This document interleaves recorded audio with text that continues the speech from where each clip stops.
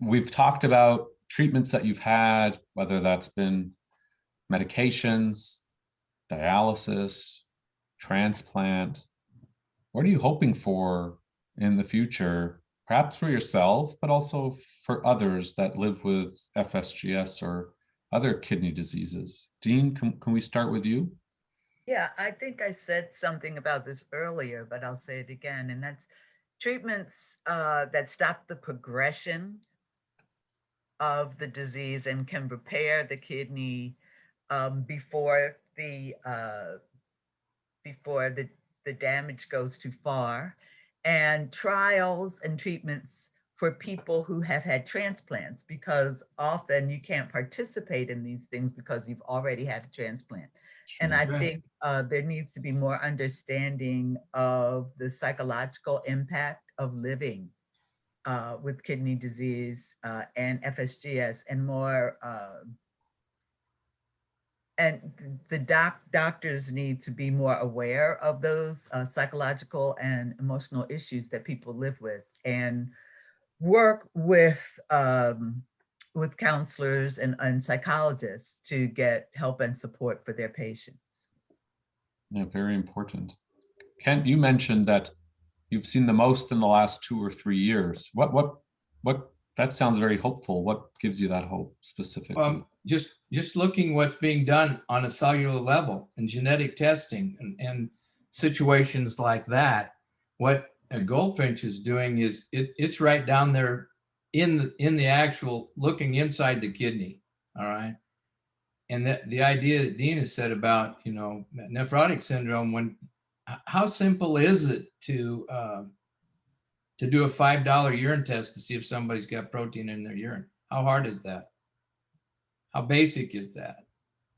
And I've been reading a lot of things about other drugs that are coming on the market, and it is to suppress the nephrotic syndrome. In other words, spare protein, keep it from leaking out, keep it from escaping the kidney. Because you need that protein in your body. You don't need it going out your bladder. You need it in your body, and that's what makes the world go. And now these companies are down where it really, I think, is going to start making a difference. They're inside looking at the kidney and like at the podocyte, and the genetic part about this whole thing is what's going to, I think, going to help out a lot. And this, you look back on medicine over the years, penicillin, how many years ago? Not that long ago, 70. And the progression of all these drugs that are here, but maybe it's not a drug that we're looking at. Maybe it's something mechanical that can be done. I'm going to say, I am really happy to be in this group. I mean, I'm telling you what, I could just hug y'all now, because you know what it is to have kidney disease. I know One day we'll like. do that in person. Yeah, hopefully I can do that. I'm going to be the first one there, because this is a bad disease. Kidney disease sucks. And now I'm going to get off on a tangent real quick. I'm just going to say, if you need help, you've got to ask. Don't hold back. And for all those out there that don't even know they have it, we need a quick test. We can figure it out. Very nice. Thank you. In the Hispanic communities, in the Black communities, and all over this country, there are people that do not have an opportunity to even get a urinalysis. Now that's sad.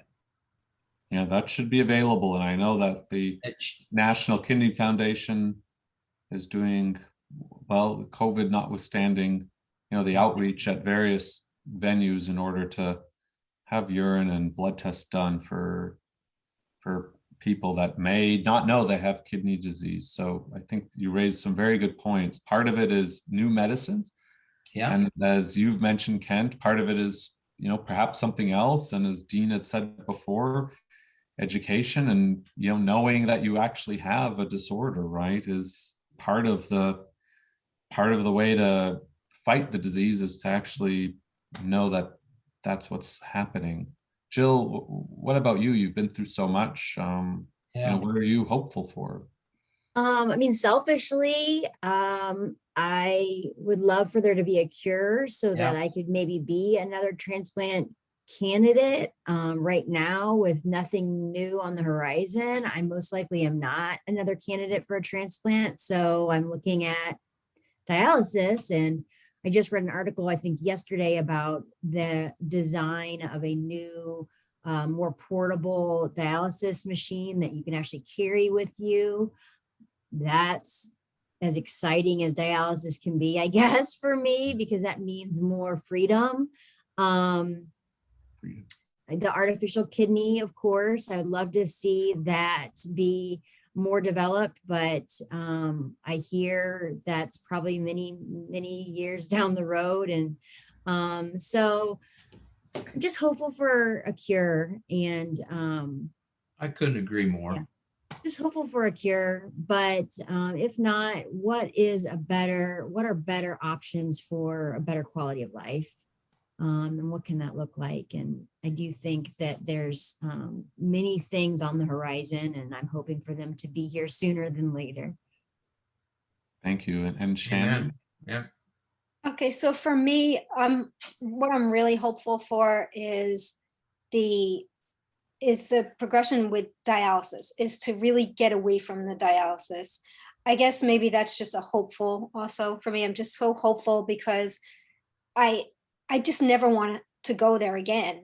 I don't want to be in that situation. I know that they've made some advances towards that, but my real hope is that at some point my daughter, I mean, she's 18. I mean, God willing, she could have this kidney last as long, if not longer, than Ken's. And I hope so. Kidney, you know, I hope so. really I hope so. everybody goes along. Yes, I mean, Ken, that really gave me a tremendous amount of hope to think that you are living proof of that, because I've never heard that before personally. So just to know that that is out there has meant a tremendous amount to me personally, because she is 18 and I'm a realist. I don't live in fantasy land. I know that at some point her kidneys most likely, are going to fail again, or at least, that's not being negative. I just feel like she has a very aggressive FSGS disease, and, Yes. judging on how fast that it happened from the time she went into failure and how fast it came back again. So I'm realistic about this. People are shocked when they hear that, because they think that the kidney transplant is a cure. And I'm like, no, it's a treatment. It's a treatment. And people don't understand that. Absolutely. So they really are in shock. I was prepared for it to come back mentally, because I had to be prepared that it would come back and be real about it. So I look forward to a cure. Really, the treatments. I really am hopeful that there's going to be more treatments, and the word and the message gets out there more and more. Matter of fact, it's funny because I have right here, if you can see this, I made a business card. You can't really see it too closely, but I made a business card, and on the back it talks about where they can sign up to be an organ donor.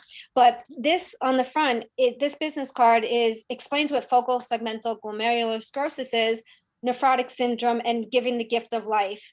And what I do with these cards is I pass them out to anybody that's in my pathway, cashier workers, I don't care who they are, because someday somebody might be a scientist, there might be a scientist in there, or, working on going to med school. You never know who's going to take my card and say, wow, just like the necklace. I wear this all the time. So people ask me, oh, what is that?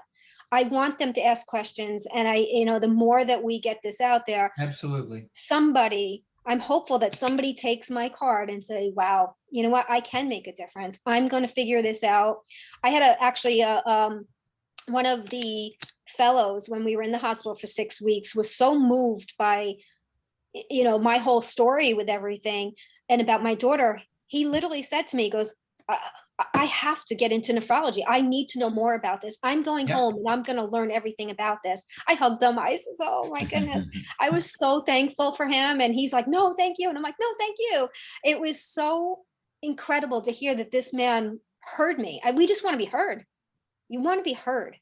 And he listened, and hopefully he's on his pathway to become a nephrologist at this point, specialize in it. And that's one more person then in my mind that's going to help find a cure for my daughter's disease. Wow. Wow. Jill, I just want to say something to Jill. If there's anything I can possibly do for you, I'm here. You got my email. I just, my heart goes out to you, but I want you to be strong. I want you to continue the course you're on because you're tough. You got grit. Okay. Thanks. You Thank you, I have grit. appreciate I can tell it. that. All right. Thanks. Yeah. And that, Thank you. I'm going to just tell you this, you take it with you. Philippians 4 verses 6 and 7. I'll I'll look it up. text it to you. Okay. I appreciate that. I think that we can be a good support group for each other. Absolutely. I think that's crucial. It took me many years before I found a group through Facebook of other women with FSGS. And it was a life changer for me because I think never meeting anyone in person, never knowing anyone else that had FSGS was for years a very lonely feeling. And so to just be in connection with people that understand can really make a big difference. Incredible. This session has been truly inspiring. I'm very excited to continue to work with all of you over the next months to years, I hope, as we advance our kidney programs and help understand what works and what doesn't work. It's not all going to be success. And so I think together we can make a difference in patients' lives. I know we can. Wonderful, Kent. We didn't get on here to listen. We got on here to talk about it, and we want to move. It's time, way past time.